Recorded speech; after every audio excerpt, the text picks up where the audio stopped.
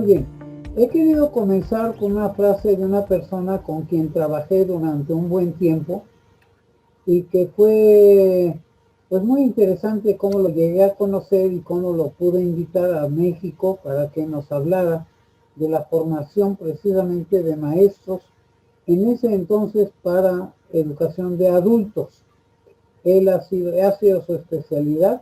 Desafortunadamente ya murió, fue muy buen amigo y tiene muchísimas frases que están documentadas. Esta me gustó para esta presentación. Dice, si bien la educación no es la solución, sin educación no hay solución. Esto es importantísimo. La siguiente, por favor. Tengo una presentación con muchas láminas. Si me permiten, voy a sobrevolar, digamos, en algunos de los tópicos para poder tener tiempo de dar una conclusión y dejar el espacio para preguntas, respuestas y cuestionamientos, no solamente preguntas, y no sé si va a haber respuestas, pero en fin. La educación debe ser más un campo de cultivo que una batalla, un campo de batalla. La educación debe ser integral en la familia, en la escuela, en la comunidad. La concertación entre padres, maestros, psicólogos y pedagogos, educadores y políticos, la empatía, los conocimientos. Y fíjense que al final coloqué yo la palabra conciencia, es uno de los fines importantes de la educación, pero además la separé poniendo conciencia.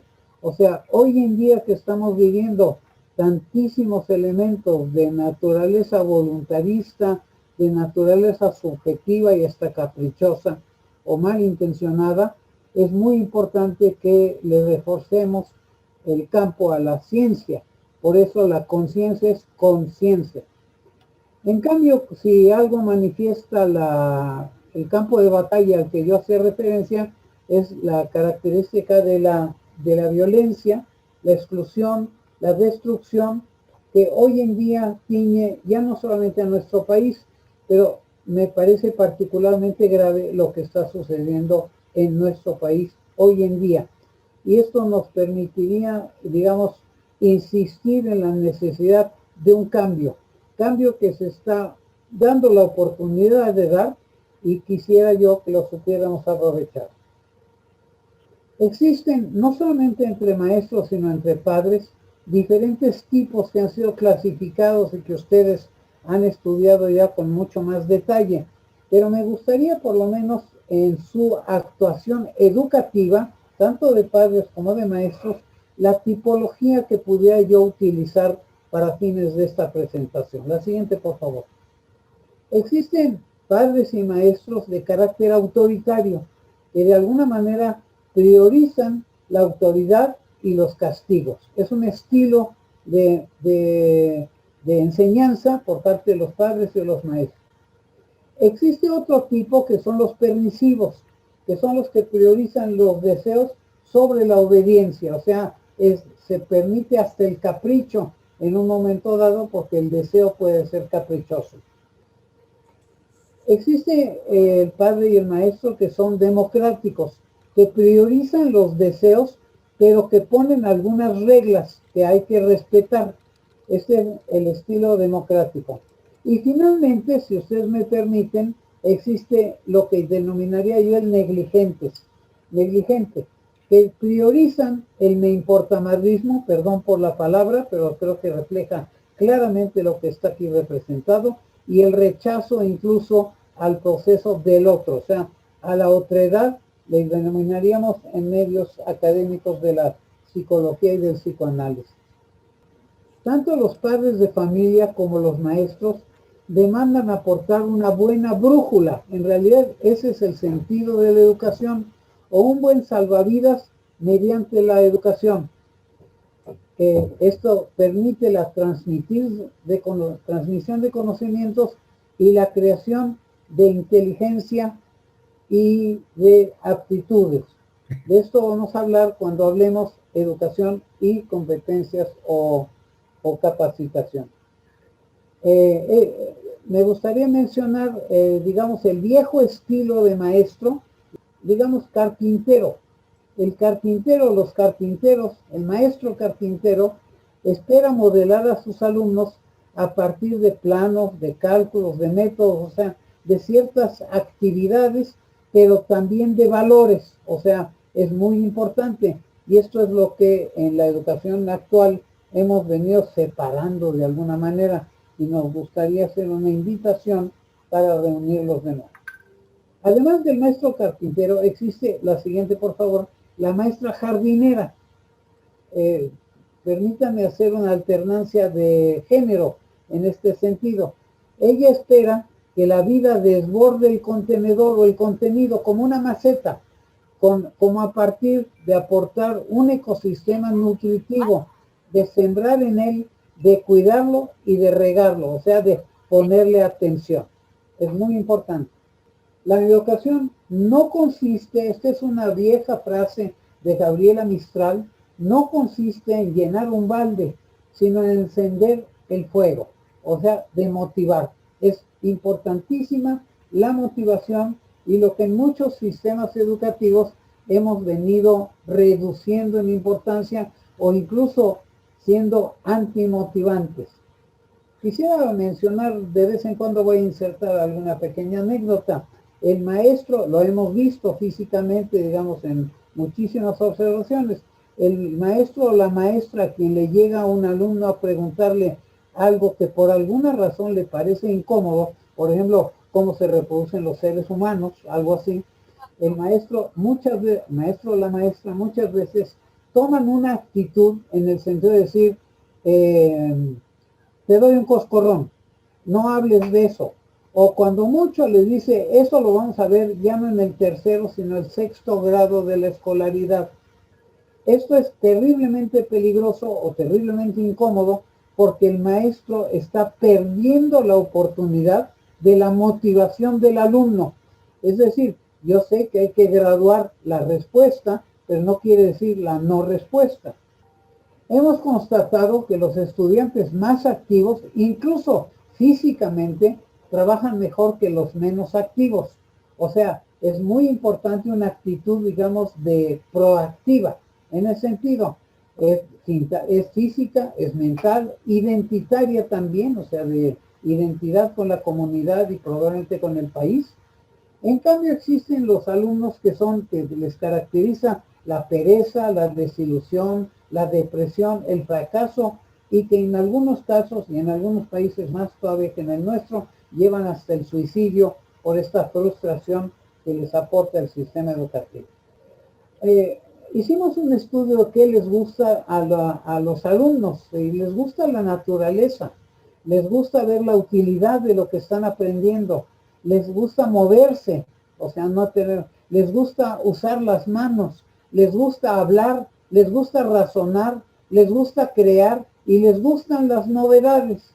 En cambio, la escolaridad tradicional le ofrece desconexión, inmovilidad, en lugar de moverse, no moverse, quedarse quieto, usar el cerebro y no solo las manos, el silencio en lugar de hablar, memorizar en lugar de razonar, copiar en lugar de crear y el pasado en lugar de las novedades. Pero los encerramos en este salón de clase que representa esto que le estamos ofreciendo y aquí simbolizado un poco tras las rejas. Hoy en día hablamos mucho de tecnología educativa. Ha sido un elemento importantísimo, sobre todo para atender momentos de problema, como es el caso que estamos viviendo. En la tecnología se trata de tener el aprovechamiento razonado de nuevas tecnologías. No quedarse en la moda, o sea, porque eso es lo que se está haciendo o porque lo están haciendo en algún otro lugar del mundo y por lo tanto como moda, como si fuera la ropa, sino que se trata de crear un proceso de modernización. Sobre esto pudiéramos hablar durante horas y acabo de, digamos, de recibir una gran cantidad de información de estudios que se han venido haciendo sobre el buen uso de la tecnología. En cambio, la palabra que un autor por ahí comentó dice, sálvese quien pueda.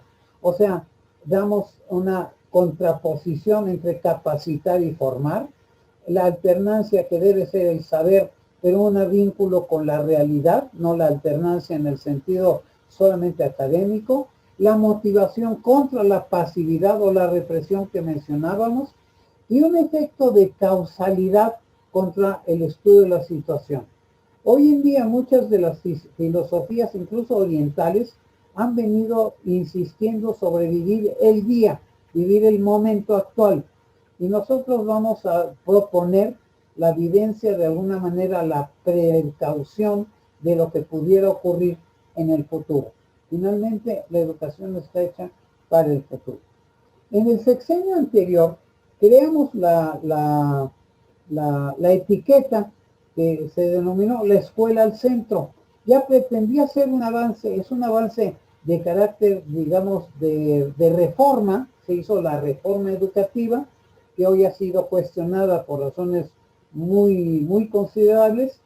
En cambio, venimos pasando hoy en día a lo que es nuestra nueva intención de colocar el alumno al centro, no la escuela, porque la escuela físicamente no es lo que es importante. Lo que es importante es esta situación de relación maestro-alumno y el alumno que aprende.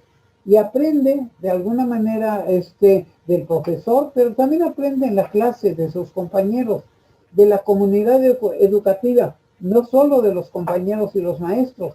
Aprende, digamos, del internet, tiene gran cantidad de posibilidades por el internet en muchos ámbitos. No todo el mundo tiene ese acceso. Aprende de expertos, lee o puede escuchar, tener conferencias de expertos, por ejemplo. Puede acudir a bibliotecas o recibir la biblioteca en su casa a través de internet. Y finalmente de otras escuelas y de otras organizaciones, lo cual da nacimiento incluso a la internacionalización del conocimiento.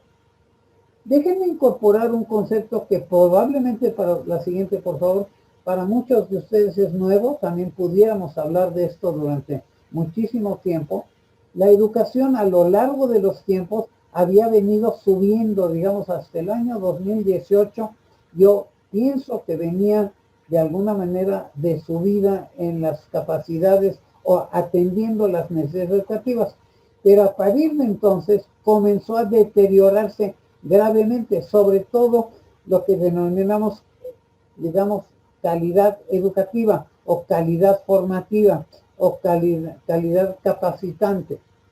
En este momento, en esta representación que ustedes tienen, es esta visualización de lo que sería pasar del pasado presente al futuro posible, de la reforma que veníamos comenzando del sexenio anterior a la transformación educativa.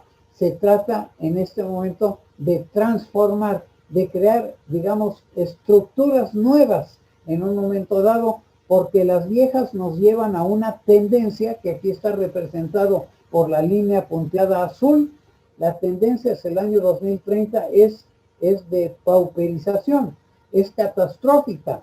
Si seguíamos con este modelo, teníamos que llegar a la catástrofe. Ya de por sí estábamos mal. Hoy además nos hemos dado más cuenta, con motivo de la pandemia, de qué tan mal habíamos venido estando.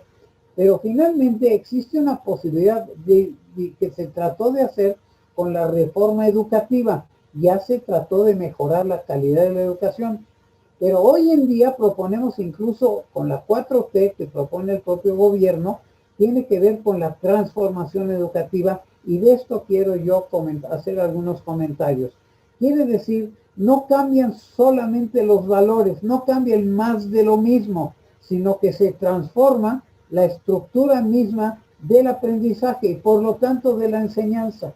En materia de planeación prospectiva, que es un campo que yo he venido manejando desde hace algún tiempo y que les recomiendo, por cierto, existen diferentes tipos de futuro. O sea, lo importante es un poco el para qué y para dónde y para quién.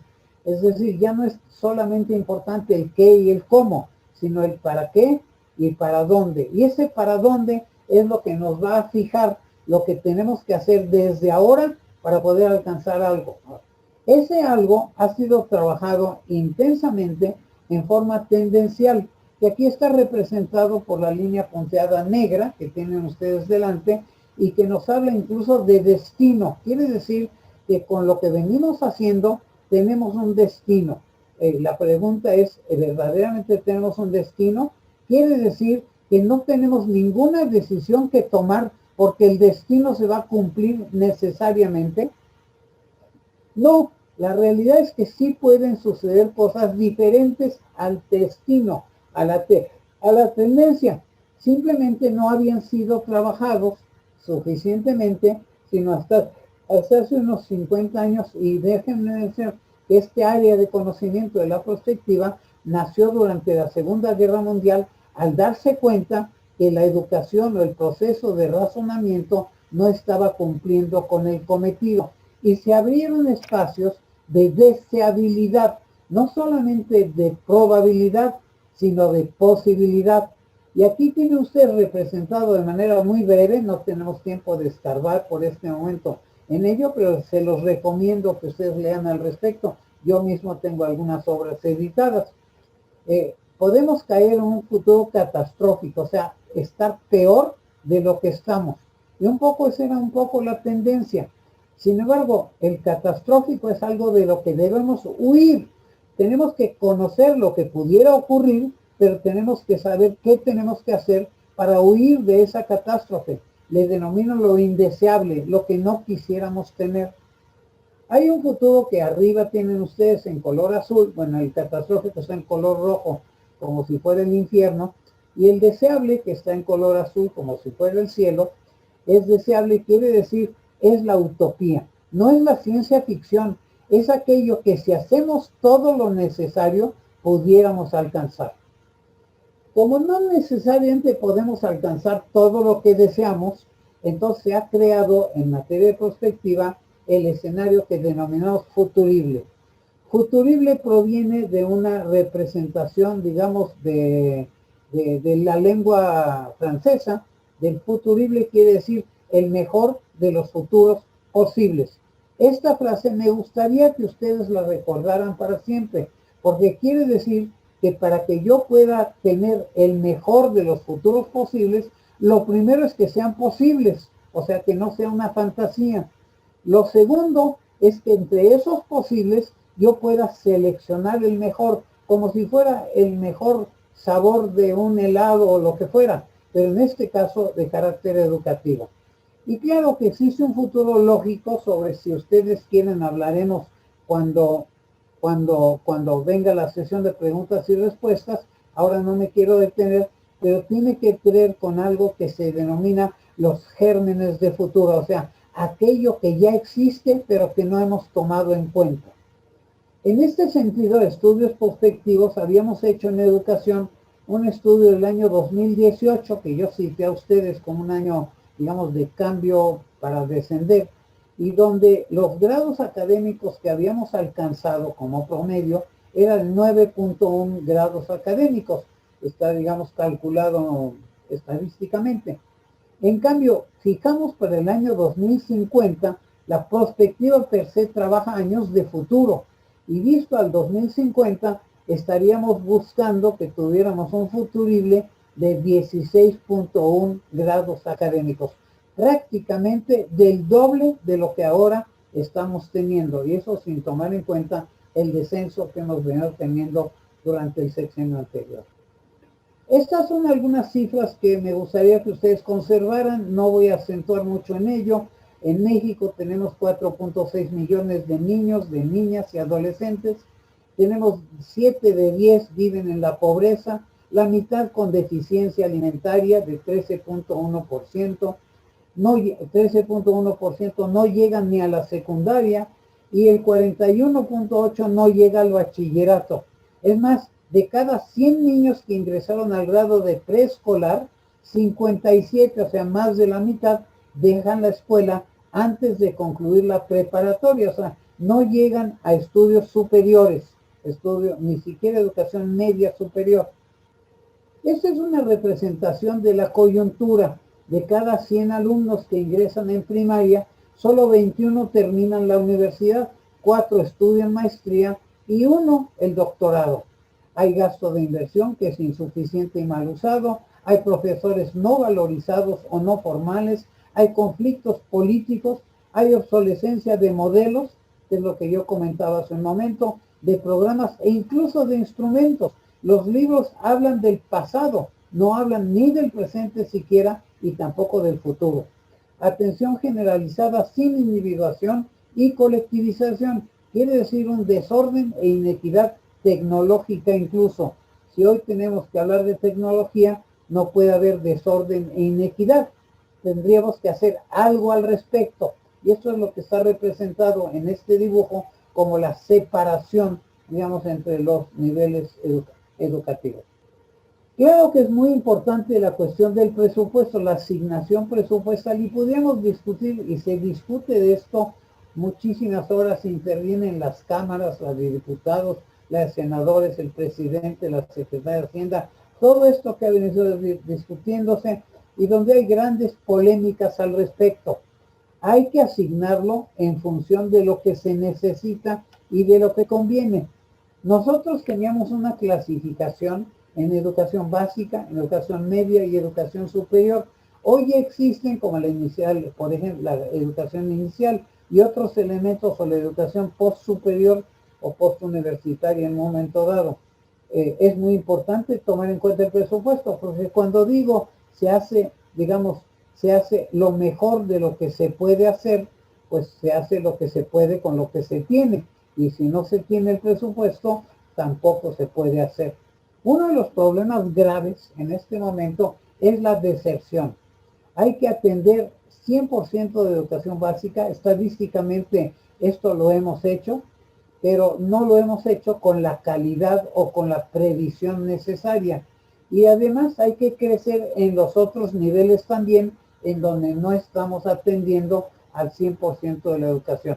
Durante muchos años, y digamos de manera razonada, hemos buscado la cobertura, que es digamos la atención de educación básica. Le asignamos un presupuesto extraordinario a la educación básica y en algún momento lo hicimos bien, en muchos no lo hicimos bien. Hoy en día, la siguiente por favor, necesitamos, bueno, está el fenómeno de la deserción, me lo salté. Uno de los problemas, y yo hablaba de motivación, la frustración misma de los alumnos, es la deserción. Yo reconozco que hay una deserción gestada de fuera.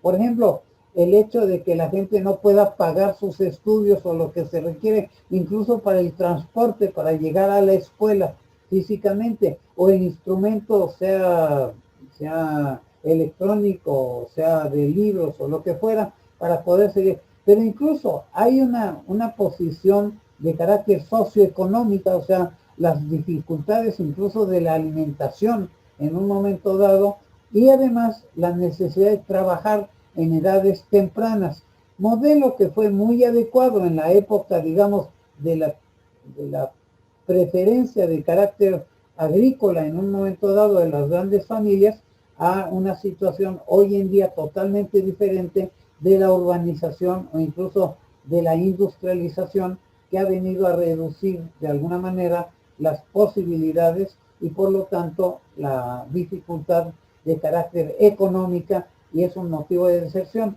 Pero otro de los motivos de deserción muy importantes, no ver para qué sirve la educación, y esto es la motivación. Lo más importante, ya lo dije yo anteriormente, es que la gente sepa para qué le va a servir lo que está estudiando. Es más, ya veremos, pero cuando está trabajando, cuando ya está operacionalizando, tiene que saber que tiene un respaldo de carácter académico para hacerlo mejor. Entonces es un círculo cerrado. Necesito mejores profesores y mejores directivos, no solo profesores. Necesito autoridades competentes y mejores profesores que además comprendan que su rol de profesor es particularmente importante para el futuro de sus alumnos, para el futuro de sus comunidades, para el futuro de las familias, para el futuro de sus estados, para el futuro de la nación, incluso para el futuro del mundo. Entonces requiero un cambio, un rol diferente de los profesores y por lo tanto que sean mejores como profesores y mejores como directivos. Hoy en día administrativamente hablamos de una administración mucho más horizontal, mucho más plana, de manera que el número de directivos sea reducido para que pueda operacionalizar los que puedan. Hoy en día, la siguiente por favor, es importantísimo que podamos incorporar a México en la sociedad del conocimiento.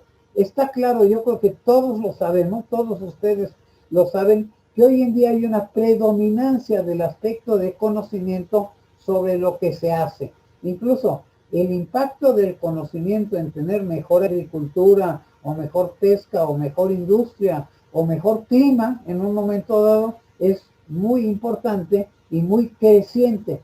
Esto en la sociedad mundial se ha venido llamando la sociedad del conocimiento y tenemos que incorporar a nosotros en la sociedad del conocimiento. Y cuando digo nosotros, estamos hablando de todos nosotros, no de unas cuantas gentes que en un momento dado van y ganan algún concurso de ajedrez o de inteligencia o de lo que fuera, porque son las excepciones. El problema es nacional, el problema es de esta equidad que estamos requiriendo. Hoy en día tenemos el apoyo del uso de computadoras y de celulares. Esto es de la mayor importancia porque hemos, digamos, con motivo de la pandemia, nos hemos tenido reactivamente que acomodar a un sistema de educación, le llamamos de carácter digital, en donde las lecciones, las clases, se reciben de manera, a través de instrumentos digitales, de computadoras o hasta de los celulares o de tablets, etcétera. Entonces, el rol del maestro con esto tiene también que cambiar.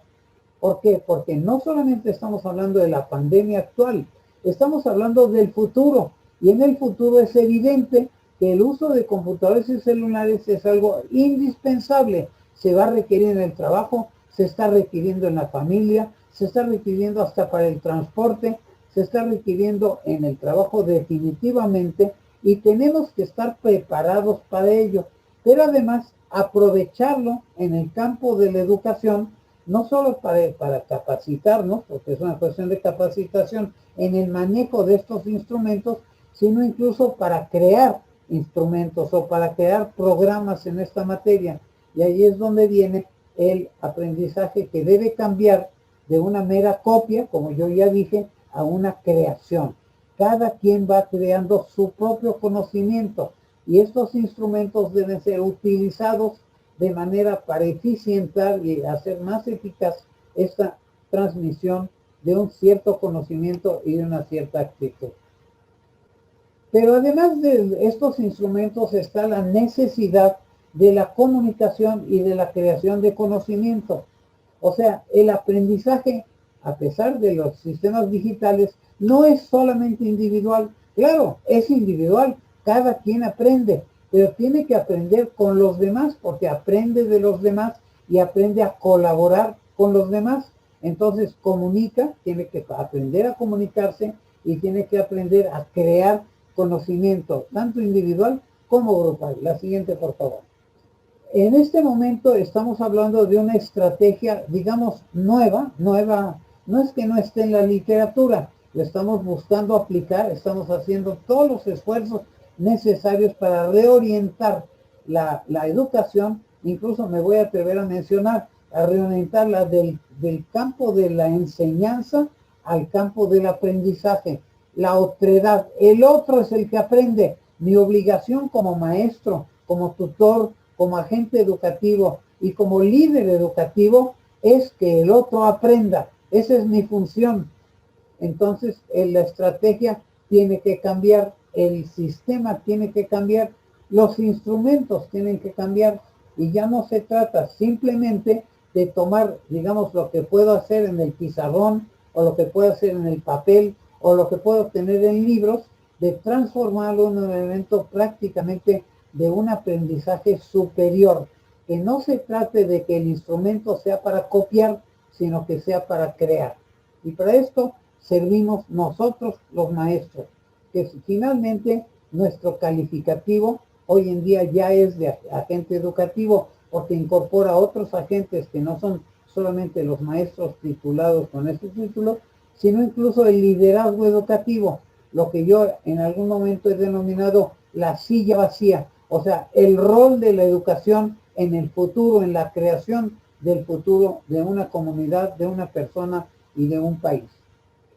Necesito que los maestros, este maestro, digamos que es el buen maestro, sea debidamente reconocido, que sea revalorizado, que sea un profesor admirado, también presupuestalmente, no lo niego, pero también de una manera, digamos, en la sociedad, que tome un lugar en el espacio que le permita ser un líder educativo en una comunidad y en un país en un momento dado. Hacemos acciones concretas. Del botón de compartir, que todos ustedes quizá están utilizando, o muchos de ustedes lo están utilizando, y del like, o sea, nada más que me gusta, debemos pasar a acciones concretas. Ahí se usa una cosa que se llama el hashtag, que es una palabra que viene de fuera, que su uso se ha popularizado en las redes sociales para etiquetar y categorizar temas. Entonces, aprovechémoslo. Si existe, aprovechémoslo y podamos usarlo como consulta. Se trata de transformar del orden social que hoy en día es de exclusión, de marginación y de desigualdad, para que la tecnología sea un bien común. O sea, pero bien quiere decir que no nada más reparto equipitos, sino que la gente tiene la competencia para poder aprovecharlo y ser no solamente copiar algo que ya viene, digamos, de terceras fuentes de carácter probablemente muy racional o racionalizado, a algo que yo pueda, digamos, incorporar como mi propia creación. La escuela como la conocemos es una escuela que está hecha hasta ahora y debe ser incluso mejorada para crear honestidad y responsabilidad. Para que esta honestidad hay que hacer, la persona aquí vestida de azul está diciendo ser honesta. Honesta es más allá que ser honrado. Ser justo, la persona que está con una faldita medio roja. Ser justo, ser responsable, o sea, cuando yo, digamos, asigno a algo que tengo que hacer o algo que tengo yo que respetar, tengo que tener la responsabilidad. Lo voy a mencionar porque con mucha frecuencia decimos o nos comprometemos a hacer algo y no tomamos la responsabilidad de llevarlo a cabo. Entre otros, educar. Y finalmente quise incorporar una pequeña niñita que tiene que aprender a no mentir. Hoy en día vivimos en la época de la posverdad, o sea, de la mentira. Lo vemos en todos lados, en todos lados. Y digamos que hay haces de la mentira, como puede ser el presidente de Estados Unidos, que es un artista de la mentira, digamos, ¿no? Y que es capaz de ganar las próximas elecciones. Perdón por la intromisión política. Es importante que en el país logremos tener una participación y un impacto comunitario. Hemos venido teniendo, no solamente en nuestro país, en otros también, y quizá en los Estados Unidos también es un ejemplo de lo que está ocurriendo, una separación de intereses, o sea, cada quien lucha por su propio bien y necesitamos el sentido de comunidad. Y el sentido común tiene que ver con esta cuestión de la mexicanidad, digamos, o sea, necesitamos crear esta sensación de patria, pero no de manera simplemente simbólica. No se trata solamente de aprenderse el himno nacional o de izar la bandera o de hablar viva México, sino se trata realmente de construir el México que todos deseamos y todos nos merecemos. Esta comunidad debe tener un impacto social. Y si ustedes se fijan en el dibujo, hay una especie, digamos, de elementos tradicionalmente discriminados, como los que requieren educación especial o los que tienen diferente tono de piel o de cabello o lo que fuera. Este impacto es de comunidad, el impacto es social, es de aceptación, es de vinculación, no de ruptura. Por eso es importante la inclusión. Este muñeco pintado de verde está mostrando que ha sido excluido del grupo. Y eso es lo que nos está ocurriendo. La sociedad actual es muy excluyente y nosotros tenemos que cambiar el concepto de inclusión, de exclusión, por el de inclusión. Entonces vamos a hablar de la exclusión educativa a la inclusión social. Fíjense bien que la exclusión está calificado de educativa, o sea, comenzamos en la escuela. En la escuela es donde podemos comenzar a romper, pero para lograr la inclusión social, o sea, tener un impacto fuera de la escuela también. Y para eso es muy importante este concepto que estamos manejando, digamos, de capacitación, porque tiene que ver con las actitudes y con los conocimientos. Tiene que ver con ciertos perfiles que se utilizan con las normas de competencia laboral a las que ustedes están, digamos, muy dedicados. Tiene que ver con la formación y el mejoramiento de cada uno de ellos. Para eso hay que hacer buenas preguntas para tener buenas respuestas. No se pueden tener buenas respuestas si no se hacen buenas preguntas. Y las buenas preguntas provienen, digamos, de la retroalimentación de esto que hemos denominado perfiles y que creo que ustedes conocen muy bien, y por eso es que hablamos de competencia. Se originó como competencia laboral, a lo que seguramente muchos de ustedes están muy cercanos, pero competencia laboral tiene que pasar a una competencia social, y eso está representado en la parte de abajo. Está lo laboral, pero también está la inclusión social que tienen ustedes en la flecha de la derecha. Comenzamos en la escuela, pasamos a lo laboral e impactamos a la sociedad. Quisiera yo retomar entonces aquí 10 puntos que en algún momento en un estudio que hicimos con compañeros de trabajo, llegamos a una especie de decálogo prácticamente que tiene que ver con propuestas que vienen de la coyuntura, o sea, de esta época, digamos, de la pandemia y de lo que está ocurriendo, y los problemas económicos que estamos viviendo y sociales, incluso de violencia. Todo esto tiene sus explicaciones hasta académicas. Es decir, estas propuestas obedecen a lo virtual, que está impuesto en algún momento, a lo presencial y a la mixta, o sea que aprovecha parte de virtual y parte de presencial en un momento dado. Esto es para la época de la pandemia que estamos viviendo, pero también de la post-pandemia, o sea, lo que nos puede volver a ocurrir en incluso otras pandemias, pero también hay otros fenómenos que tienen que ver con el cambio climático, con el hambre, con la falta de agua, con una gran cantidad de otro tipo de problemas que se nos ven venir y que tenemos que prepararnos para evitar la catástrofe y para conseguir lo más cercano a lo deseado.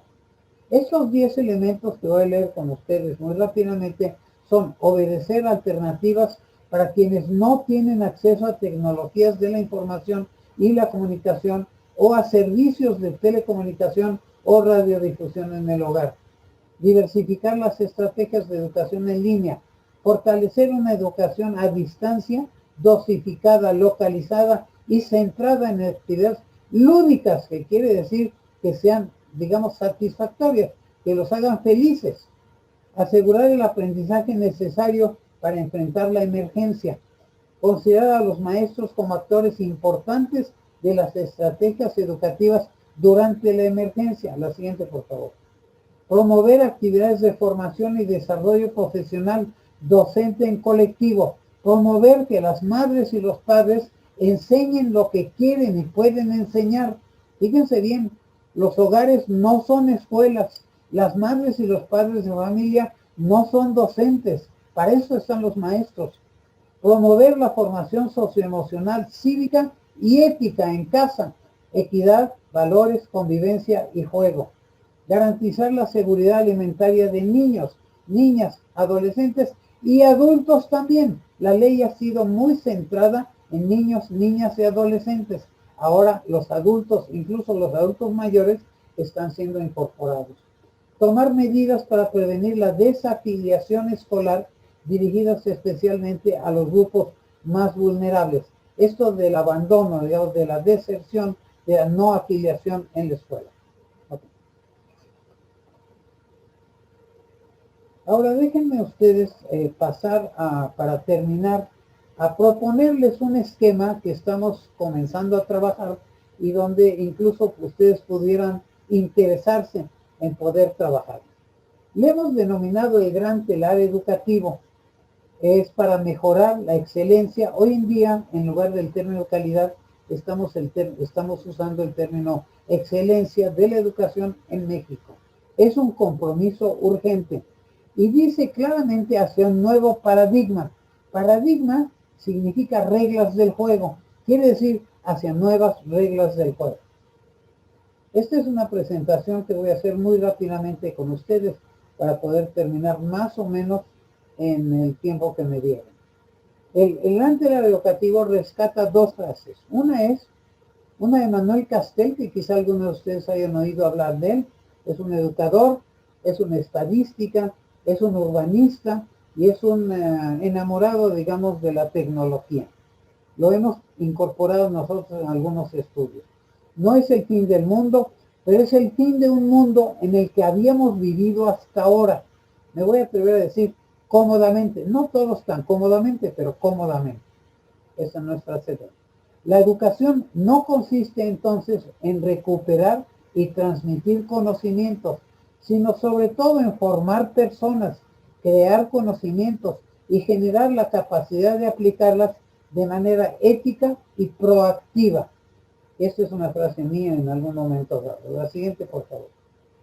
De la reforma, ya cité a ustedes este trabajo que hicimos de la reforma a la transformación educativa y que estuvo centrado curiosamente en el final del sexenio anterior y que da pie a una gran cantidad de elementos ya para este sexenio. Y tiene que ver con esto de transformar la reforma en una transformación educativa.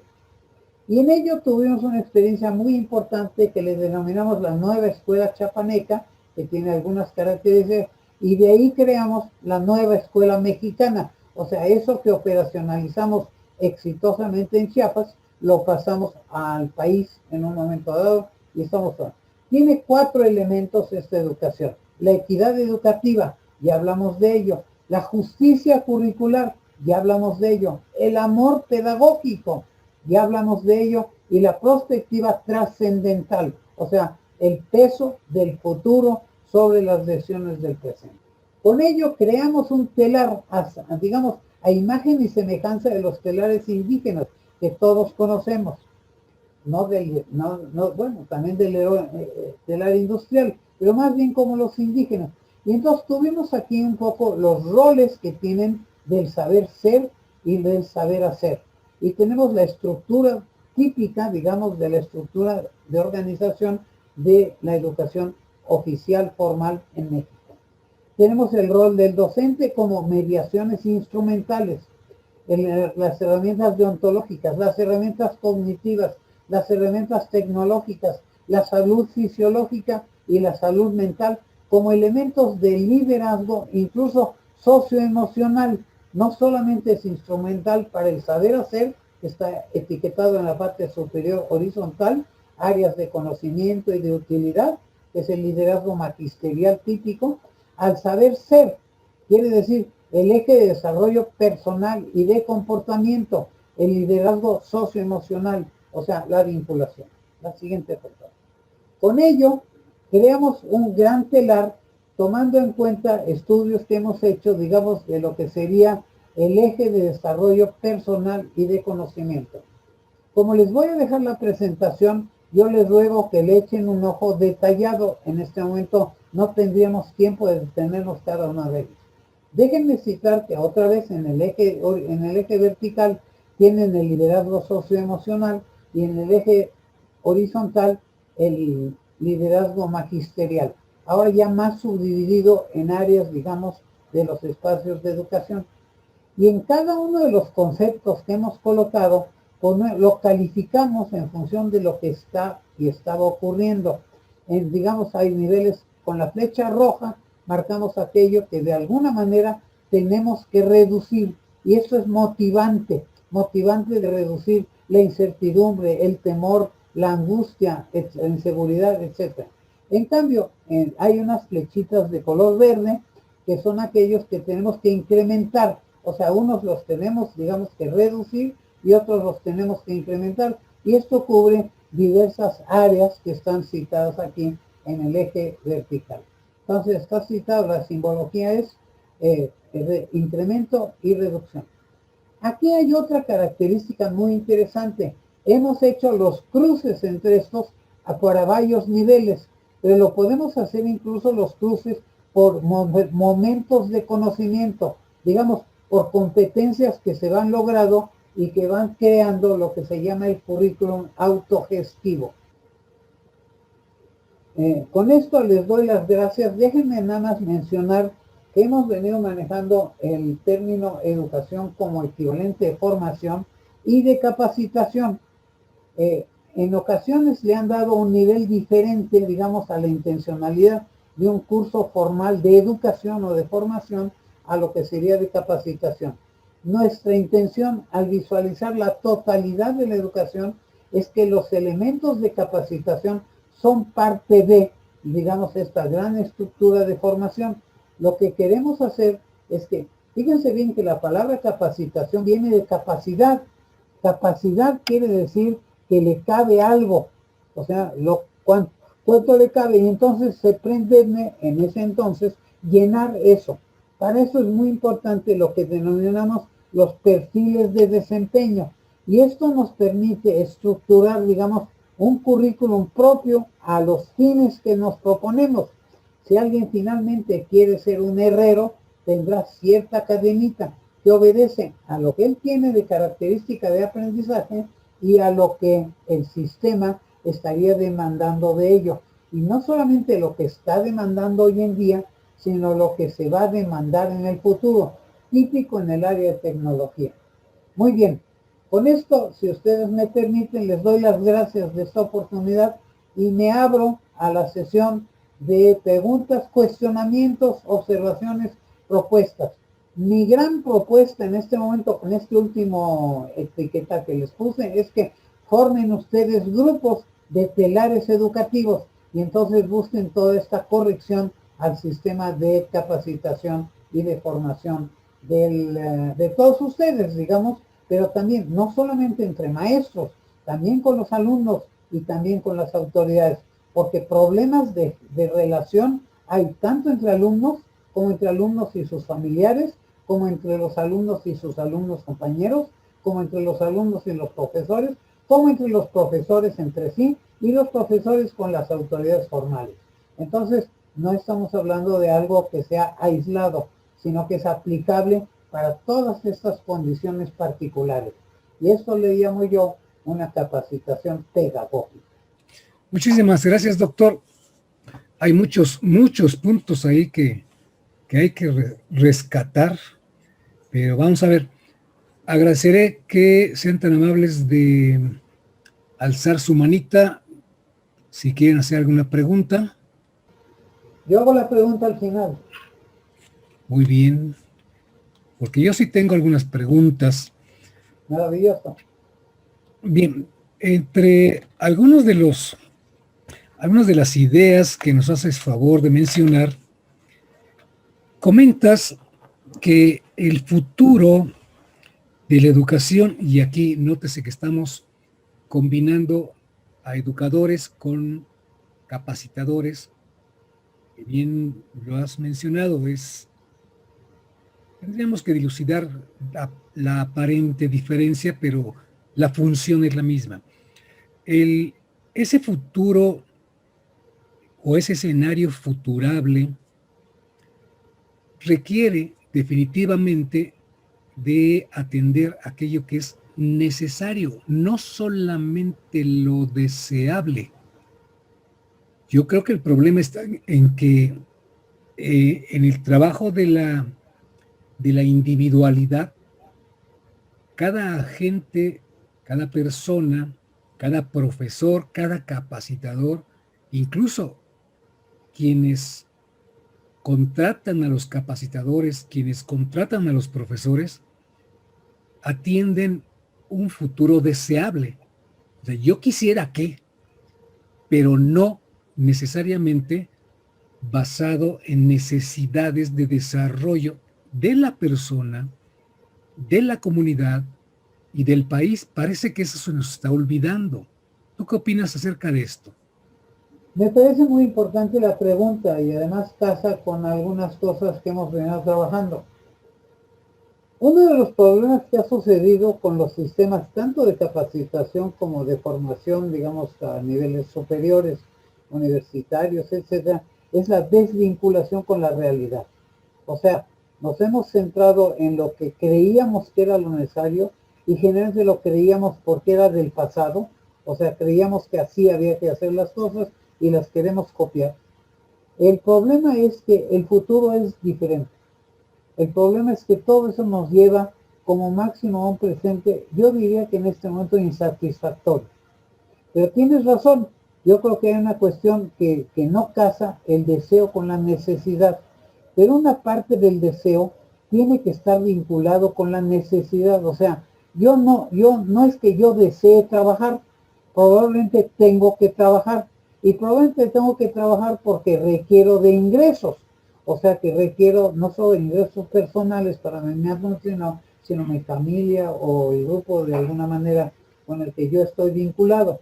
Entonces, ese requerimiento tiene que formar parte del deseo, pero ese deseo, yo voy a poner un ejemplo típico de la administración pública, los planes nacionales de desarrollo. Es lo que algunas gentes dijeron que deseaban que fuera México. El problema es que nunca lo hemos logrado. ¿Por qué? Porque se quedó en el deseo, porque no lo instrumentamos. Entonces, hay una metodología que algunas veces manejamos y me gustaría citar. Yo invité a una persona que se llamaba, porque ya murió, Bertrand Schwartz.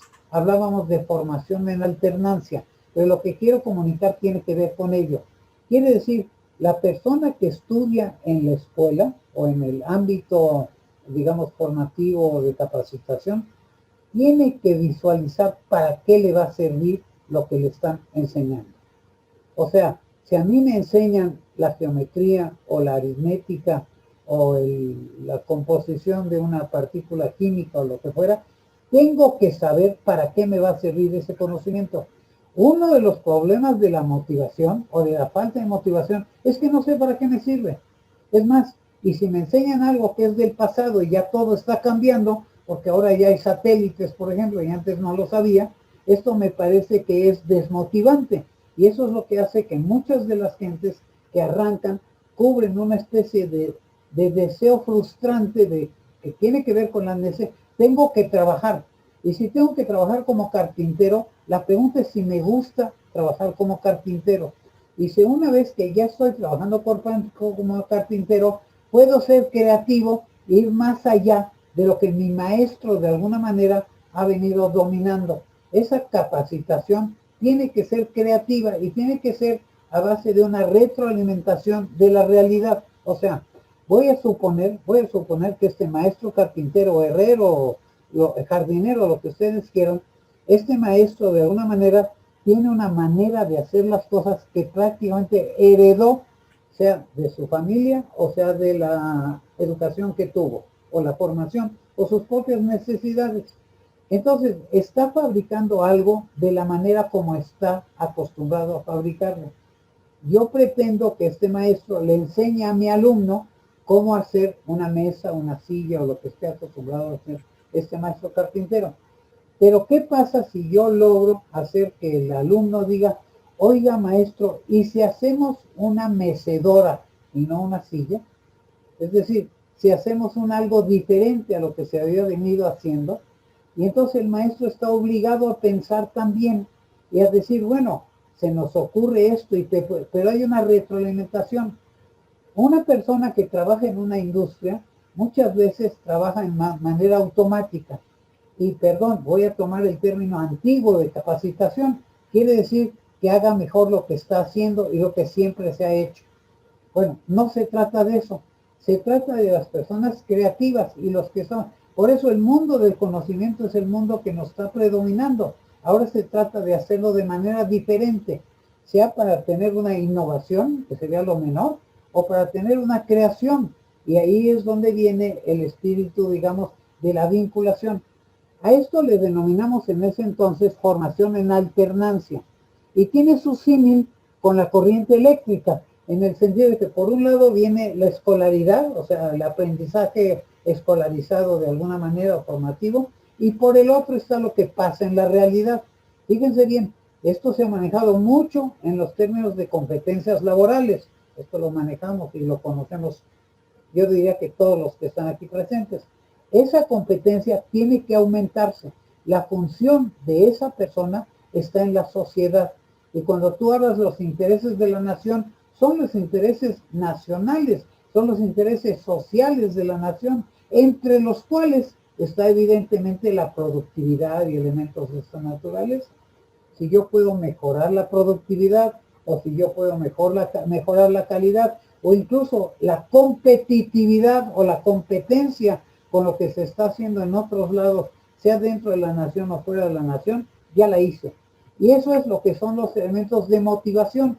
Cuando la persona está en el trabajo y está vinculada y dice, oye, ¿y cómo se hace? ¿O por qué se hace así? ¿Y por qué no se hace así? Este círculo que se cierra como la corriente eléctrica entre los dos polos es lo que llamamos formación alternancia. Lo hemos manejado en muchas comunidades, incluso en comunidades indígenas. ¿Por qué cito lo indígena? Trabajamos con los mijes, en el caso de Oaxaca, por ejemplo, porque los mijes tenían la costumbre de no ir a la escuela, porque consideraban que la escuela no les servía para lo que tenían que hacer. ¿Sí? Y es cierto, si tenían que plantar, tenían que más o menos plantar como sus papás, sus padres les habían enseñado, o cuando mucho un loco por ahí que había venido a sugerir alguna mejora, fertilizantes o insecticidas o lo que fuera. Pero no es un loco, estoy hablando realmente de la Revolución Verde, en el caso mexicano.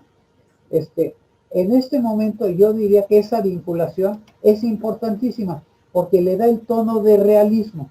Y entonces cuando yo hablo de los planes nacionales de desarrollo, digo, bueno, ¿por qué no vemos la manera de que si hacemos un plan, sea realista, que no sea electorero, sino que sea realista y que además me comprometa a llevarlo a cabo? Ese compromiso no lo hemos cumplido. Y no somos el único país, o sea, no estoy hablando mal de México, pero México también hemos no cumplido. Es más, con muchas ocasiones llegamos a hacer promesas a sabiendas que no las vamos a cumplir. Eso es muy grave, muy grave. Y estamos viviendo una época en la cual parece que esto se facilita por esta de la verdad o de la no verdad, la mentira. Esto se facilita y parece que predomina en un momento dado. Y es donde yo incorporo todos estos elementos, no sé si llamarle la ciencia, como le llamé en la presentación, pero por lo menos el razonamiento, o sea, el pensar, el reflexionar. Esto es lo que yo incorporo y creo que daría la solución. Es lo que estamos haciendo en el telar educativo, haciendo que cada uno de los módulos tenga un sentido y que cada módulo, sea de capacitación, de lo que fuera, que cada módulo me conecte con el otro, porque cuando yo sé lo que aprendí, puedo visualizar lo que tengo que aprender. Y de esto va a haber mi última pregunta que yo ofrecí hacer, pero en fin, ahorita se las hago cuando terminen las respuestas. Muchas gracias. Vamos a darle la palabra a la profesora Irma, por favor. Voy, perdón, de aquí a que encontraba mi micrófono. Muchas gracias. Pues en primer lugar, doctor Tomás Miklos, quiero felicitarlo. Creo que usted está diciendo cosas que muchos profesores tenemos en la cabeza y que no lo habíamos puesto en palabras como usted lo ha hecho. O sea, para mí el punto central son los alumnos y lo importante es que aprendan, ¿no? Y que aprendan, pero por el gusto de aprender, ¿no? Entonces, y esta propuesta que usted hace, el que dice que tenemos que formar a personas, o sea, la meta de la educación debe ser formar personas, ¿no? Y a través de esta propuesta del gran telar, en donde usted logra combinar el saber ser con el saber hacer y los conocimientos, me parece una excelente idea, ¿no? Además, porque parte de lo que es nuestra identidad nacional, ¿no? El gran telar de la educación. Entonces, bueno, felicitarlo en primer lugar. Sin embargo, yo quisiera preguntarle, uno de los problemas a los que nos hemos enfrentado varios profesores es el trabajar de manera colaborativa con otros profesores para lograr esto. Lo hemos estado haciendo de manera individual, pero nos ha costado mucho trabajo integrar grupos de trabajo para poder compartir lo que sabemos y poder lograr esto que queremos, ¿no? Que los alumnos aprendan y sean mejores personas. ¿Tiene usted alguna sugerencia de cómo podríamos tratar de integrar este trabajo colaborativo entre docentes? Sí, me parece, bueno, gracias por las felicitaciones. Me parece muy importante que esto que yo mencionaba, que esta es la relación entre profesores también, es que tenemos que saber que unos aprendemos de los otros, que no todo viene de fuera y que entre profesores hay experiencias muy valiosas que le son útiles a los otros profesores. No necesariamente es una cuestión de edades, pero con mucho es una cuestión de edades. Un profesor que comienza a ejercer, digamos, su carrera, su ocupación, ese profesor puede ser que necesite que otros le digan, pues mira, este problema yo lo resolví de esta manera. No es que tengas que hacerlo, pero hay soluciones. Y entonces, esto que yo manejé como telar educativo nos permite esa vinculación, porque nos obliga de alguna manera a tener esa interacción. Ahora, esa interacción hay que reconocerlo porque, bueno, ustedes que son psicólogos, la realidad es que estoy hablando o regando sobre mojado.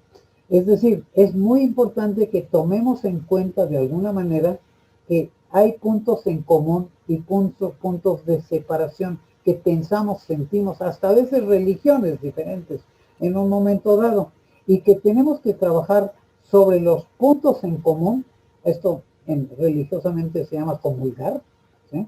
Y además, además tenemos que trabajar sobre aquellos que nos diferencian en una sensación de respeto. O sea, hay elementos en común y hay elementos de respeto mutuo que se tiene que crear creando el respeto, o sea, comulgando, o sea, dialogando, y que yo pueda comprender que el otro puede tener un género diferente, hombres, mujeres, que puede tener edades diferentes, que puede tener razas diferentes, que puede ser ascendentes o maneras de pensar diferentes, o religiones, perdón que lo cite, porque es el caso de muchísimos elementos en varios lugares de la República, particularmente en el sur, que hemos trabajado en el caso de Chiapas, de Tabasco, de Oaxaca, donde hay una cantidad fantástica de religiones y se la viven peleándose los unos con los otros, pero hay manera de acercarse y es buscando los puntos en común y respetando los que no son en común.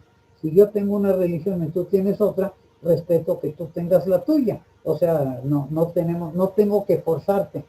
Entonces, yo lo que yo genero en mis grupos de trabajo, de lo cual el telar es una propuesta, a lo mejor la pueden ustedes tomar, es decir, no se trata de vencer, que nos ocurre muchas veces entre profesores, sino de convencer.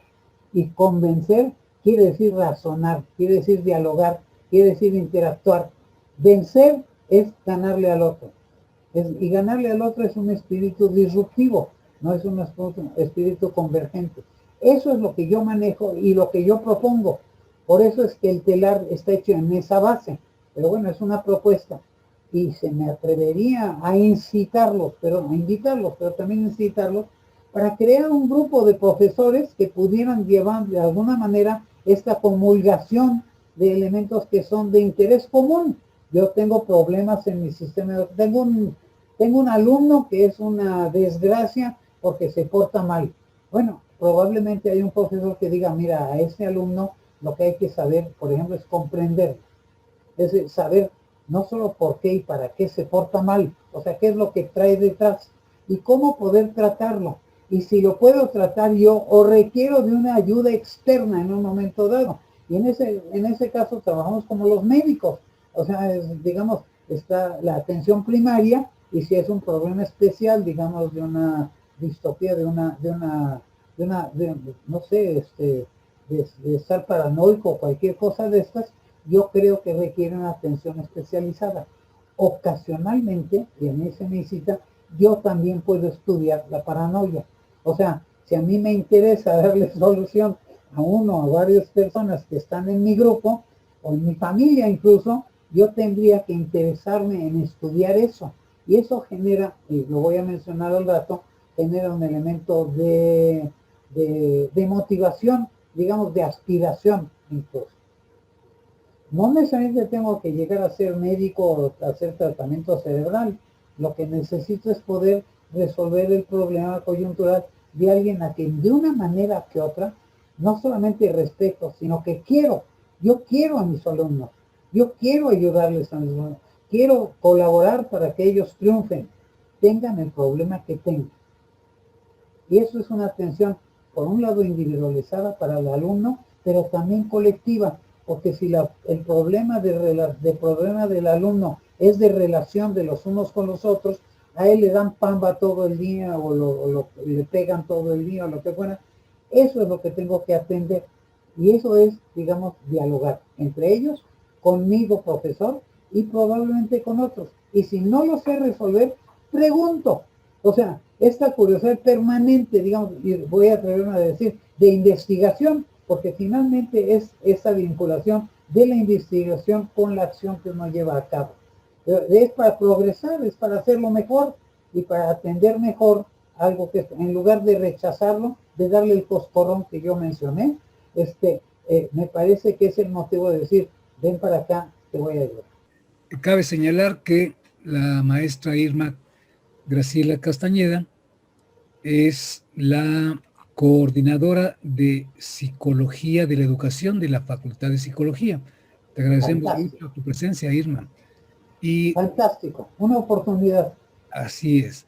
Y retomando parte de lo que comenta la maestra Irma Graciela, retomo el punto que mencionabas acerca de que la educación tiene que promover valores y dentro de esos valores está también la humildad.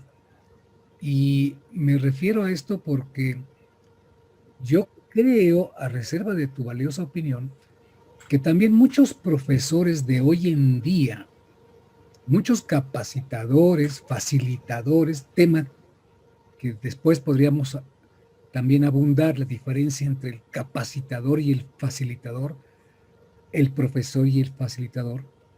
Algunos profesores son producto de una sociedad que les fue metiendo la idea de la individualidad, de la no compartición con los demás.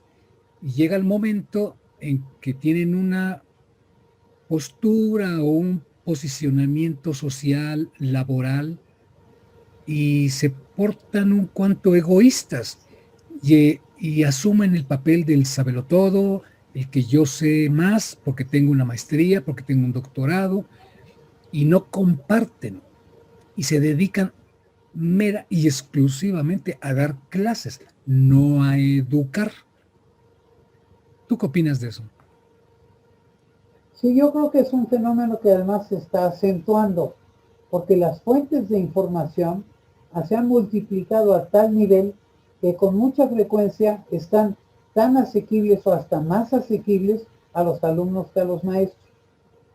Esto a los maestros nos molesta muchísimo, o sea, que el alumno sepa más que nosotros, pero que además lo haga visible delante de los demás, parece que es ofensivo para el maestro. Entonces, el maestro se repliega en su rol, digamos, de dictador prácticamente, de único poseedor de la verdad, cuando hoy en día la verdad está cambiando, no solamente está por todos lados, sino que está modificándose permanentemente. Entonces, yo creo que hay una cuestión que nosotros aprendimos a refugiarnos para que no nos pongan en ridículo, que no nos hagan daño. Eso es lo que nos pasa a muchos, bueno, a mí no, pero en fin, a muchos maestros nos pasa. El respeto por el otro, el respeto por el que el otro sabe, pero también la posición de yo maestro también aprendo es muy importante.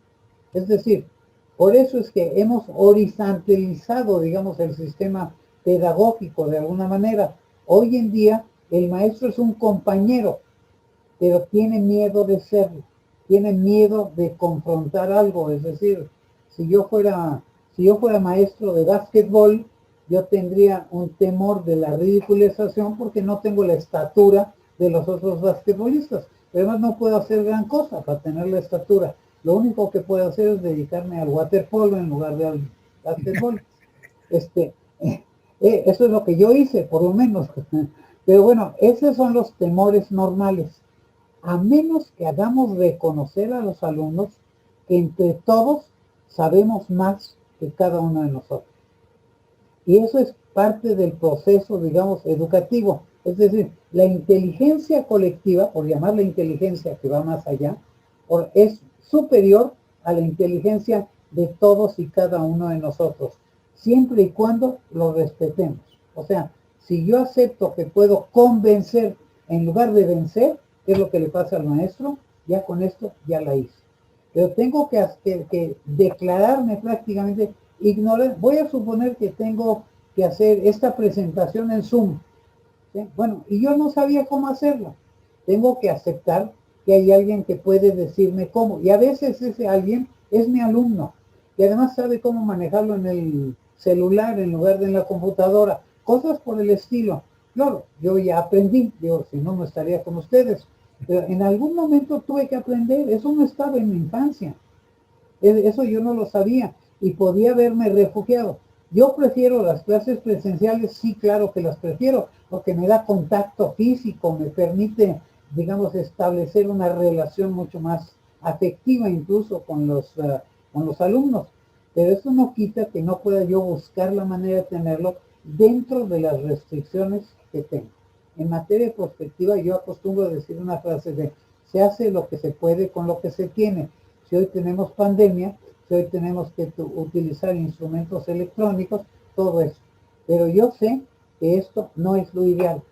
Voy a decir, si yo tuviera que mencionar que es no ideal, pero lo conveniente, es la mixta.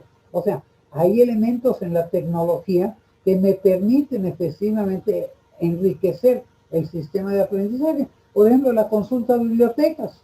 Digo, es sensacional lo que yo puedo consultar en biblioteca a través de mi computadora.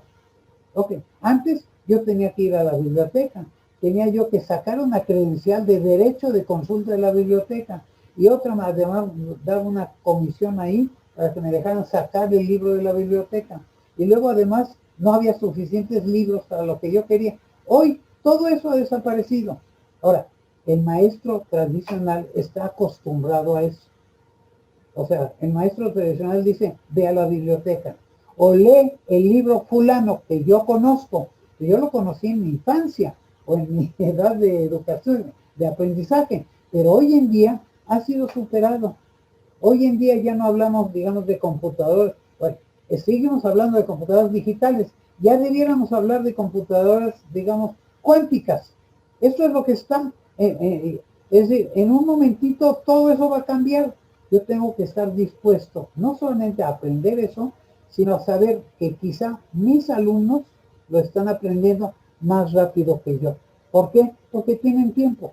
Y de lo único que los tengo que convencer es que en lugar de estar jugando con el aparatito, que es uno de los problemas, efectivamente, que se pongan a estudiar algo que es nuevo y que les va a permitir también tener un rol de liderazgo en la comunidad educativa donde se mueven.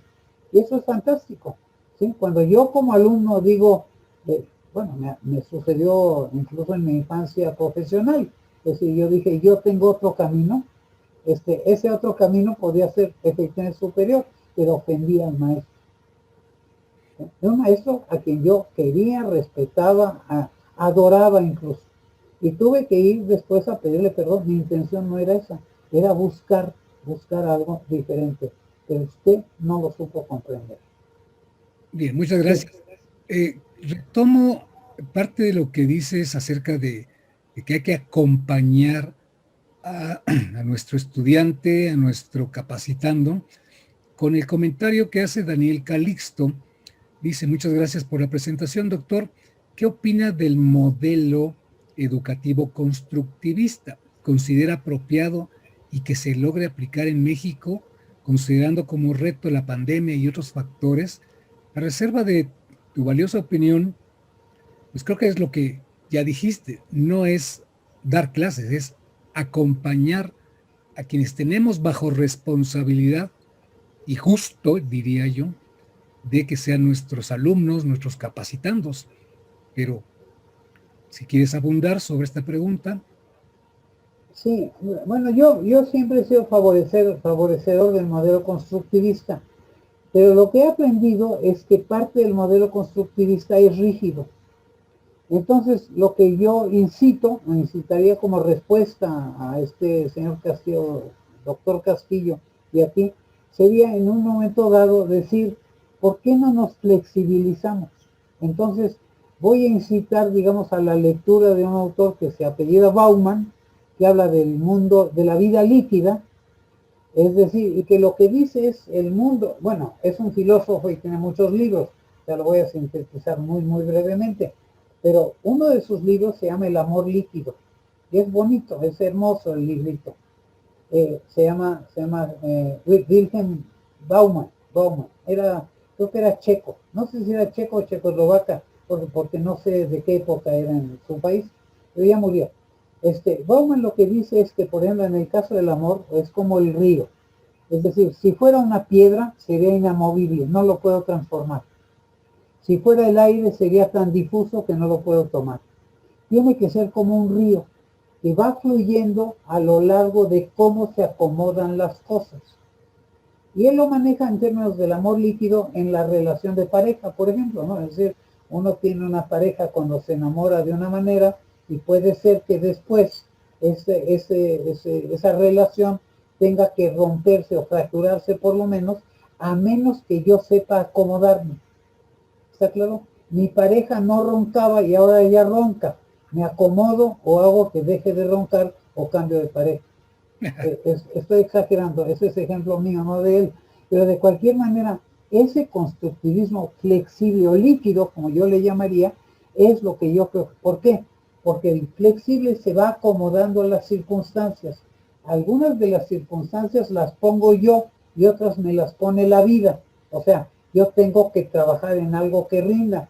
Alguien me dijo que los técnicos en cibernética ganan más que los técnicos en manufacturas de madera. Entonces me acerco a ello por una especie de interés económico, ¿ok? Pero puede ser que en el camino yo diga, hijos, a mí lo que me gusta es la música. ¿Cómo le hago? ¿Puedo vivir de la música? Pues algunos sí.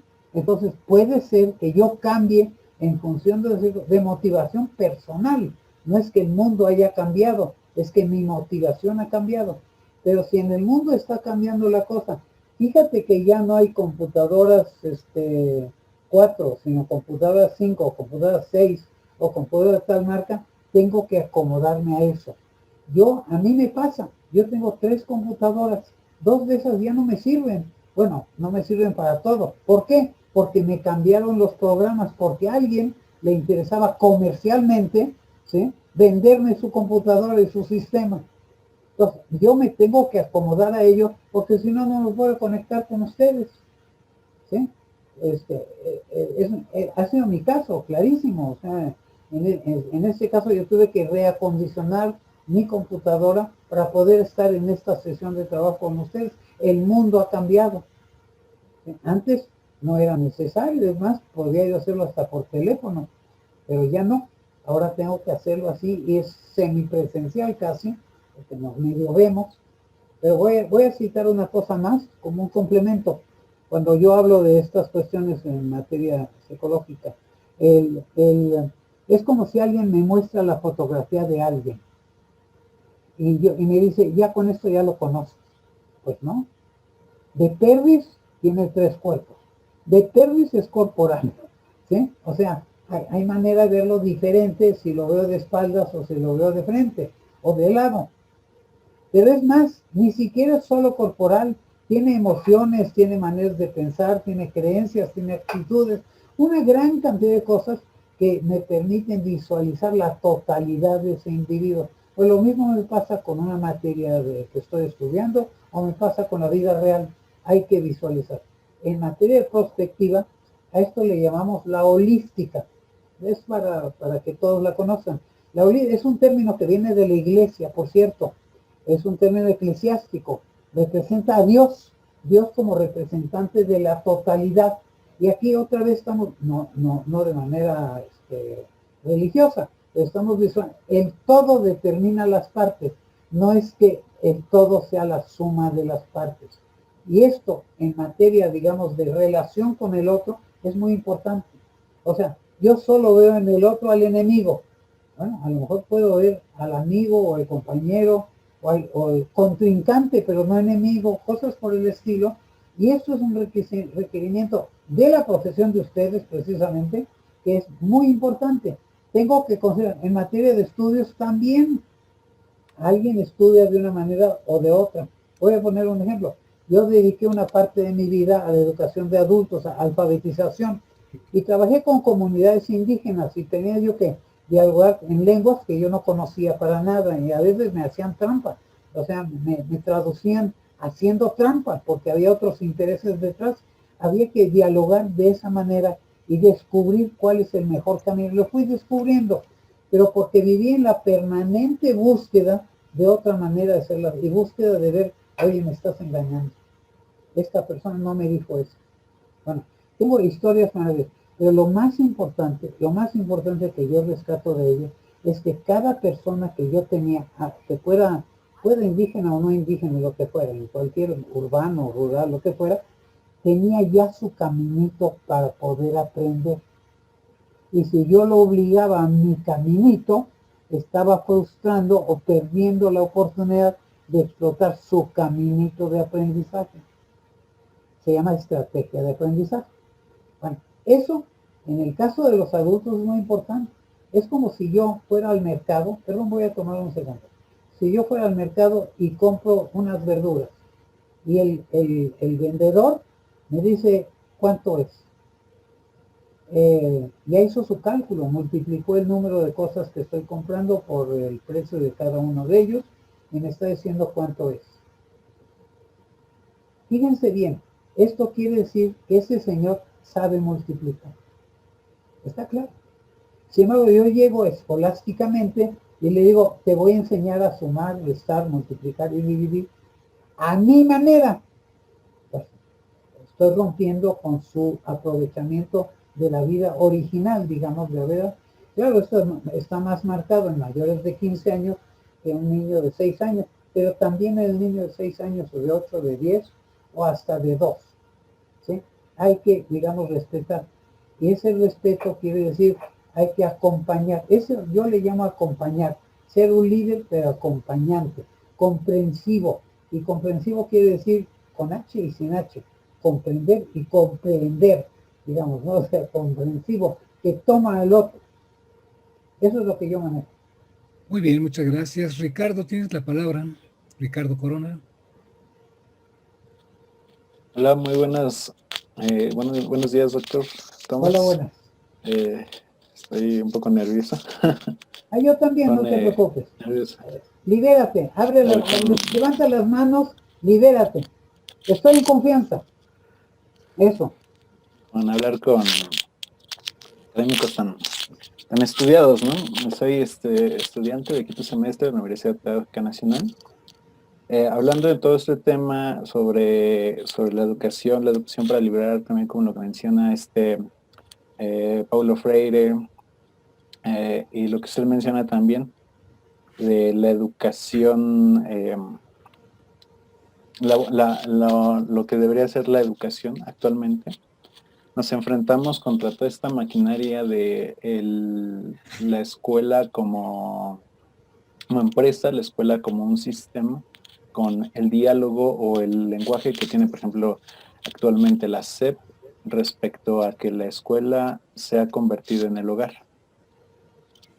Ahora nos enfrentamos a este problema que es inmediato, es el más inmediato que tenemos para la educación y para los educadores. La escuela, la casa se ha convertido en la escuela y la casa no es la escuela. Muchas veces pasa, y con estas pláticas, con estas conferencias que tenemos la fortuna de asistir y que nos invitarán, nos motiva a continuar en nuestra trayectoria como educadores, como agentes de cambio, pero muchas veces el sistema nos desmotiva. Parece que la misma educación se enfrenta a la misma educación para que no genere un cambio. El diálogo que está enfrentando, el diálogo que tenemos actualmente o que podemos leer atrás de las bambalinas de la SEP es de que continúe la educación como si no hubiera pasado nada, como si no hubiera pandemia. A partir de esto, y mi pregunta central sería, ¿cómo nosotros como educadores podemos seguir teniendo esta motivación cuando parece que el mismo sistema nos pone estas barreras para no generar un cambio?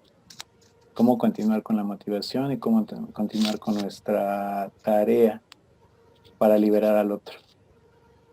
Sea todo, no sé, doctor Tomás. A ver, me parece muy interesante, muy interesante. Yo conozco la pedagógica, he conocido, he trabajado con ellos en varias cosas y en cierta unidad de manera muy estrecha, muy estrecha. Sí, el sistema es un sistema que busca no solo la permanencia, sino los intereses de determinados actores. Algunas veces porque la permanencia me permite decir que ya existo, que estoy haciendo mi trabajo. Entonces trato de demostrar que lo estoy haciendo aunque no lo esté haciendo.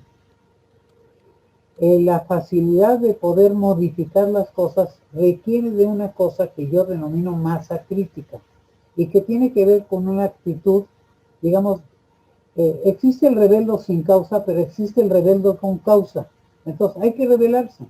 Es decir, yo incito a la rebelión. Hay actores muy poderosos, no solamente en una organización formal como la Secretaría, sino en los sindicatos, por ejemplo, ¿no? Donde hay otros intereses que han estado escondidos muchas veces. Hay que poder aprovechar esta especie de rebeldía, pero hay que crear una rebeldía colectiva constructiva, yo le llamo proactiva. O sea, no es ni siquiera reactiva a lo que está haciendo, sino lo que yo por eso manejo prospectiva y lo manejo con ellos, con ciertas gente. La prospectiva tiene que ver con el futuro, o sea, no es que esté cuestionando lo que ya estás haciendo, ni tampoco lo que ya se hizo, porque quizá cuando se hizo, sí, o sea, cuando Vasconcelos o cualquiera de estos dijeron que es lo que había que hacer, lo dijeron de buena fe, lo quisieron lograr.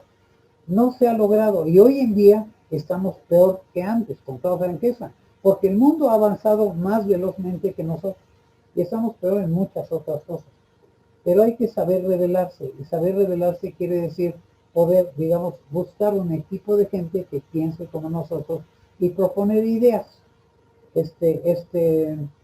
En materia de perspectiva, lo que hacemos es tomar el largo plazo como referente.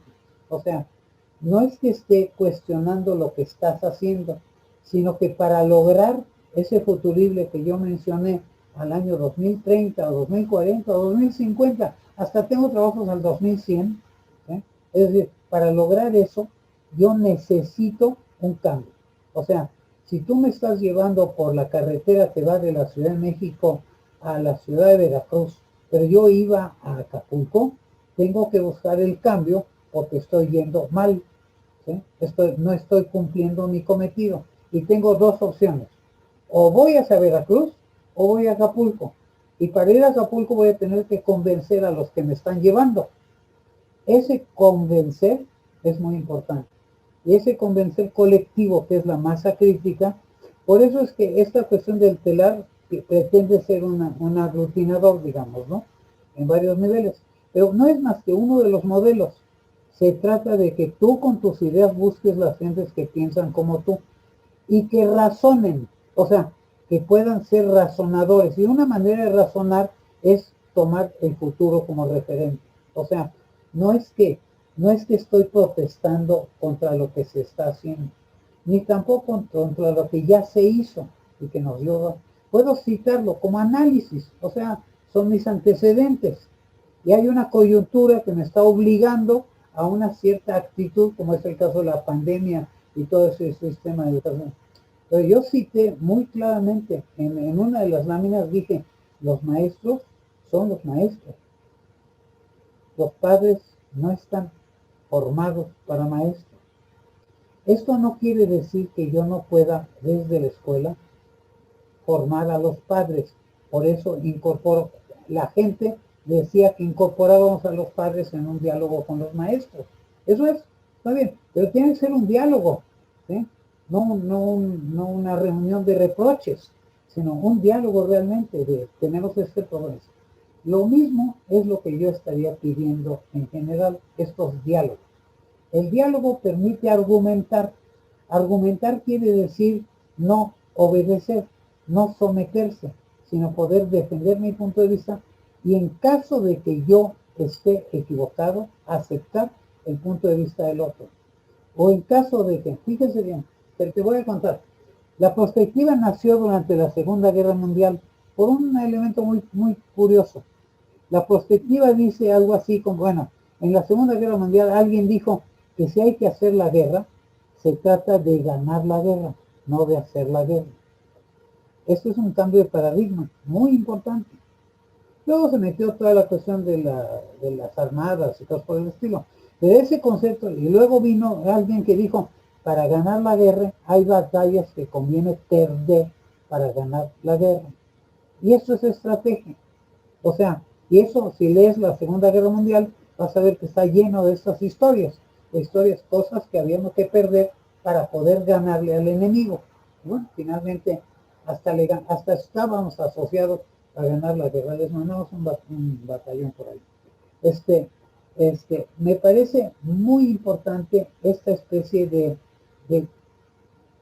comulgar, o sea, vincularse, es decir, así como hay cosas donde yo, si tengo la misma religión que otros, pues voy a la misma iglesia o lo que fuera.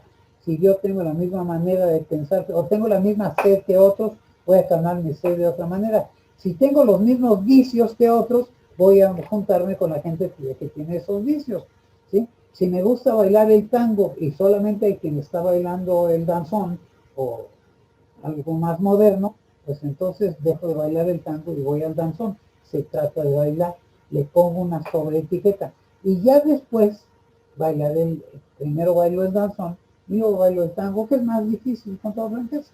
No sé qué tanto bailes el tango o el danzón, pero de cualquier manera es un poquito acomodarse a las circunstancias. Y eso es la vida líquida que Bauman sacó. Te recomiendo que leas 20 libros de Bauman. Bueno, uno, el del amor líquido, que puede ser la vida líquida, un poco el ciudadano líquido, cosas por el estilo. Se llama Bauman y creo que lo publica siglo XXI, no estoy muy seguro si es siglo XXI o el Fondo de Cultura Económica. Pero es una recomendación. Ahora, para mí, la palabra clave, sacándolo de la iglesia, es comulgar. O sea, veamos los puntos en común. No estamos de acuerdo con el sistema como está operando, no nos va a llevar a donde queremos llegar, unámonos para poder hacerlo diferente. Este sexenio, en teoría, es una oportunidad de cambio. O sea, lo que hicimos políticamente es abrir oportunidades de cambio.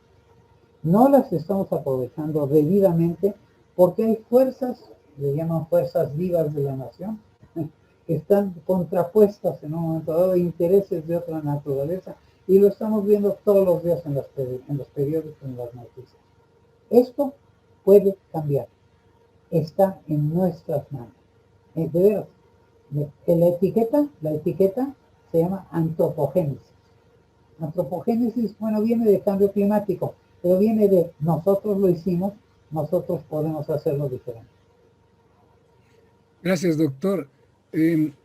A reserva también de poder analizarlo en otro momento, yo retomaría de tu respuesta, Ricardo, que si bien es cierto que uno quisiera, por convicción, ir a Veracruz y me llevan para Acapulco o viceversa, la posición de uno tendría que ser primero ser observador y, como bien dices, convencer bajo fundamento por qué queremos ir a un lugar y no al otro, y no de primera instancia ser resistente creyendo, y perdón por la expresión, Ricardo, pero el doctor ha estado en el ámbito directivo, en la Secretaría de Educación Pública, igual que un servidor, y aparentemente las autoridades, por llamarle así, tienen un esquema diferente que uno cuando es joven. Cuando uno es joven quisiera cambiar el mundo. Y si desde afuera ves que el camión o el carro va para Veracruz o va para Acapulco y tú te quedas solamente observando, pues a cualquier lugar donde lleguen van a llegar. Y tú te vas a quedar refunfuñando de que ¿por qué no te llevaron? Entonces, el punto es, súbete al auto, súbete al camión, y ya que estés adentro, que cumplas con ciertas normas, requisitos, estándares, esquemas, paradigmas, ya estando adentro, cambia el mundo. Porque de lo contrario, desde afuera, solamente nos veremos como críticos. Pero bueno, hay una pregunta de Enid, y sería la última, porque yo sé que tenemos que platicar mucho, pero también hay que cerrar.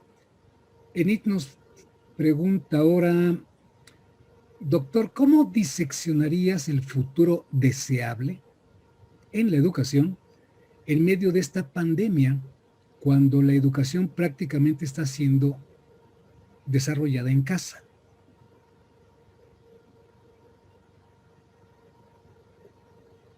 A ver, yo creo que en este momento hubo una necesidad política de ser reactivos y de utilizar lo que teníamos. ¿Cómo lo puedo hacer? Es no visualizando que la educación como tal es en casa. El sistema está compuesto. Es decir, si lo importante es lo que yo dije es el aprendizaje, lo importante es de dónde aprendo.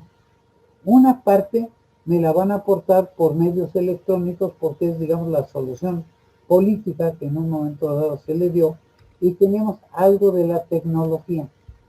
Pero voy a suponer que a mí esto que me están diciendo no me convence. Y el sistema no me permite tanto diálogo como me permitiría si fuera personal. Y bueno, personal si el maestro acepta que yo lo cuestione, digamos, ¿no? De cualquier manera, el ámbito no lo permite porque es más rígido. Ahora, ¿puede ser más flexible? Claro que puede ser más flexible. Aquí es donde lo que yo considero en materia de, digamos, de tecnología educativa, yo considero que no estamos aprovechando los medios como pudiéramos aprovecharlos. Por ejemplo, el medio virtual sí me sirve para algunas cosas. Por ejemplo, si un alumno por alguna razón no pudo asistir a clases durante X tiempo, se enfermó o lo que fuera, o lo que pudiera haber ocurrido, yo puedo mediante el medio electrónico, digamos, reemplazar esa falta, esa pequeña ausencia, ese agujero en el perfil en un momento dado, porque si no lo hago, ese alumno quedó perdido si es una cuestión de razonamiento y le faltó un elemento importantísimo. Es decir, si yo no supiera sumar, no voy a poder aprender a multiplicar. A menos que lo haga con una computadora y que multiplique la computadora, no yo, y que yo ni siquiera entiendo lo que es eso de multiplicar, sino nomás el resultado. Eso es lo grave del sistema totalmente que estamos manejando. Yo sí creo que puedo cambiar y decir, no, mi interés está en aprender esto, y si no me lo enseña este sistema o este maestro, lo voy a aprender en otro lado. Mí mismo. Aprender, que otra vez va con H y sin H, o sea, es aprender y aprender, o sea, tomar de la vida. Por eso el sistema de alternancia que yo mencionaba es tomar de la vida real y me voy conectando a la vida real. Es posible que haya fantasías que yo tenga que no voy a poder cumplir. No sé, por ejemplo, a mí me fascinaría tocar el violín. Y traté, pero no pude. ¿Por qué? Porque mis dedos no se prestaban para tocar el violín. Entonces tengo que buscar un instrumento que permita que mis dedos... a mí me gustaría efectivamente jugar básquetbol, pero no pude. ¿Por qué? Porque los basquetbolistas miden de 2 metros para arriba y yo no.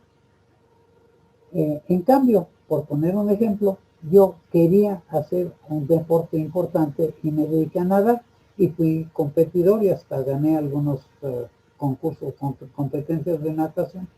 Pero me metí al waterpolo. ¿Por qué me metí al waterpolo? Porque todos mis compañeros de waterpolo eran mucho más altos que yo, eran exjugadores de básquetbol, todos. En cambio yo era bajito, y al ser bajito solamente tenía una oportunidad de cómo poder ser útil en ese equipo. Fíjense bien, ser útil, no solo satisfacerme a mí, sino ser útil y que los otros respetaran mi utilidad. Entonces aprendí a nadar a velocidades increíbles de repente, y eso me permitió poder utilizar un equipo de waterpolo que fuera mucho mayor. Entonces yo tengo que buscar mis soluciones en lo que yo puedo, ¿sí? Mi otro problema es que yo tengo mano pequeña, y en básquetbol y en waterpolo se requiere mano grande porque hay que agarrar la bola. Pues yo aprendí a agarrar la bola sin agarrarla, o sea, prácticamente empujándola. Pero todo eso es porque lo quise hacer, ¿sí? Lo quise y lo pude hacer. Hay cosas que no pude hacer, como tocar el violín. ¿Okay? Ahí tengo guardado el violín, por cierto. Pero no sé si esto daría un poquito la respuesta a este cuestión. Yo sí creo que puedo cambiar las cosas aún dentro del sistema.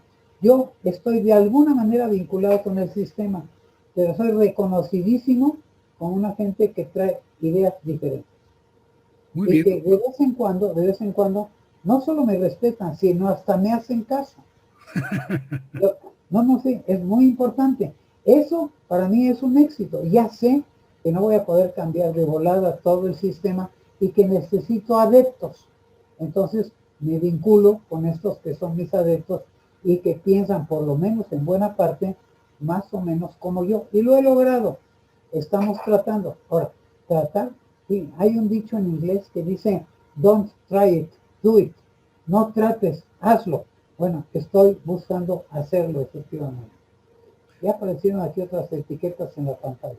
Sí, muchísimas gracias, doctor. Y nos seguiríamos aquí permanentemente hablando. Son temas que nos apasionan y pues desafortunadamente se nos va el tiempo. Agradecemos mucho tu colaboración y tu disposición porque sabemos que tienes bastante experiencia y mucho que decir. Perdón. Estoy colocando ahorita en la pantalla, estoy tratando de poner código QR para que registren su asistencia y obtengan la constancia respectiva. Y yo sé que el doctor Tomás también tiene ahí unas preguntas para nosotros. Adelante, doctor. Ahí va, ahí va. No me tienen que contestar, se tienen que contestar a ustedes mismos. ¿Está claro? O sea, no me tienen que mandar sus respuestas, pero es una manera de asegurar la reflexión. Ahí les va.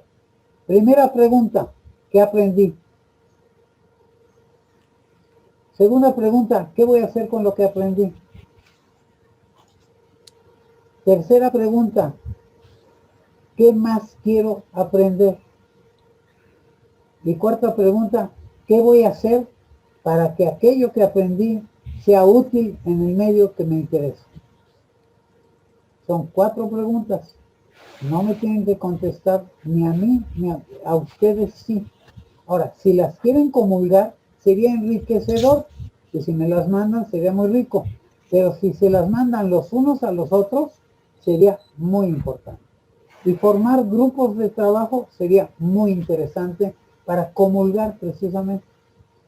Muy bien, pues le agradecemos de veras, doctor, porque, como insisto, sabemos tu trayectoria y además el punto que rescato es que parte de lo que dijiste, hay que compartir, hay que convencer y tú nos convences, yo definitivamente estoy contigo, he tratado de seguir parte de tu filosofía y también pues, metiéndole un poquito a la mía.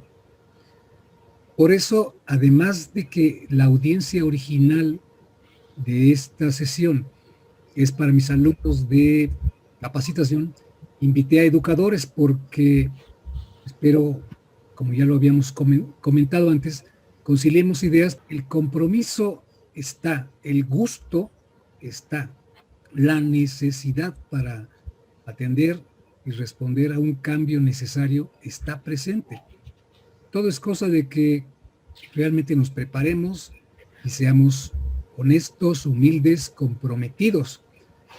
No buscar obtener solamente de nuestro ejercicio laboral, docente, una paga, porque pues, para comer frijoles pues, apenas alcanza siendo docente. Y retomando tu ejemplo, si somos mejor carpinteros especializados, ganaríamos mucho más.